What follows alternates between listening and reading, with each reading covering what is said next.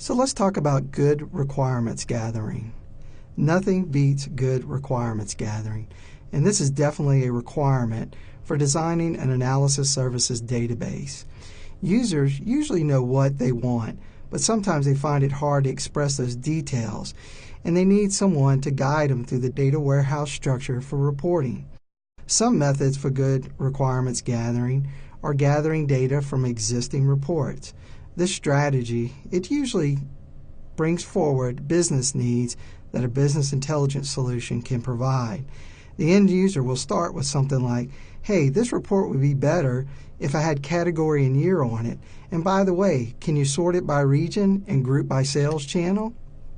Another method is by interviewing or just watching an employee do their job.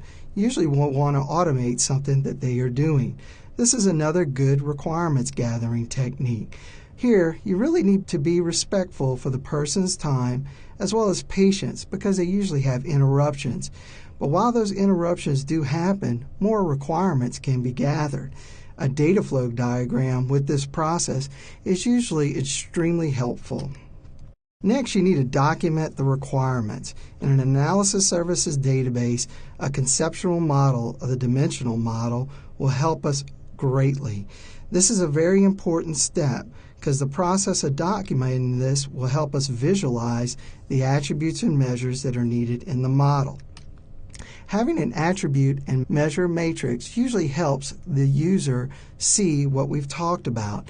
And then after you document all this information, you want to review it with your business to see if you got everything right. Here are some questions that you might hear from your end user.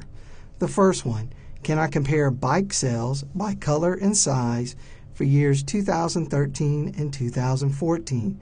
If you notice in light blue, the word sales is highlighted. This is usually a measure in a dimensional model. We also have a description of the sales bike. This usually comes from a product dimension, and the bike has attributes like color and size. Then we hear the words year 2013 and 2014. This is usually an indication of time, and all dimensional models have a date dimension.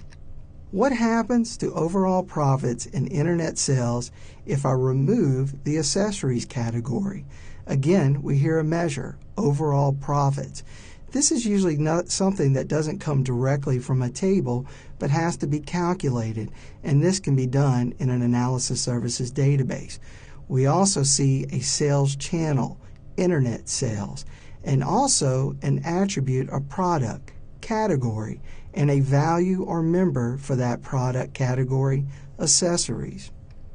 Here's another example.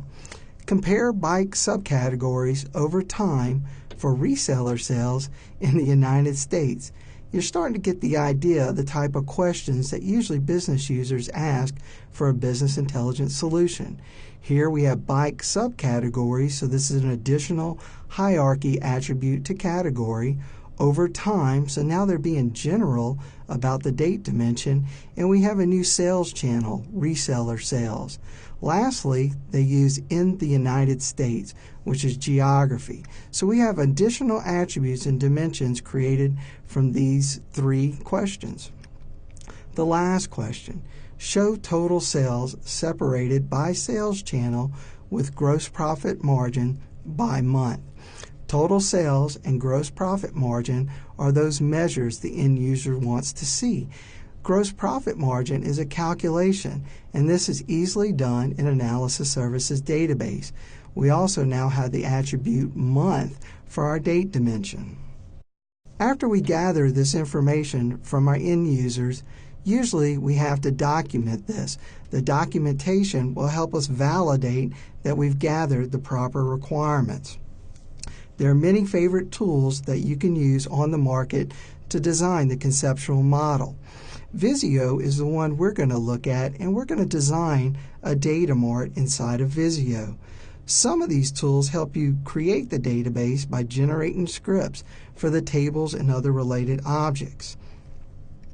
The Kimball Group is a great place and a great resource for dimensional modeling. One nice thing that they provide are templates to help you document these dimension and fact tables. You can also generate the scripts from these templates for your database, as well as get a visualization on the fact and the related dimensions.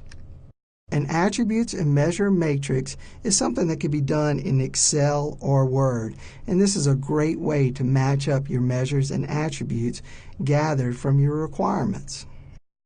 Here is an attribute and measures matrix for the AdventureWorks Sales Data Warehouse. Along the rows, we see our dimensions: customer, date, reseller, and product.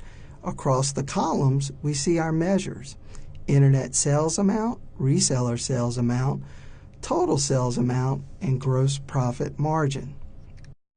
If you notice, the intersection of reseller and internet sales amount does not have a check. That means that reseller is not related to internet sales amount. We also see that customer is not related to reseller sales amount, but the date dimension is related to all of our measures in this matrix. This matrix is a very good tool to use to sit down with your end users and see if you're gathering the proper requirements.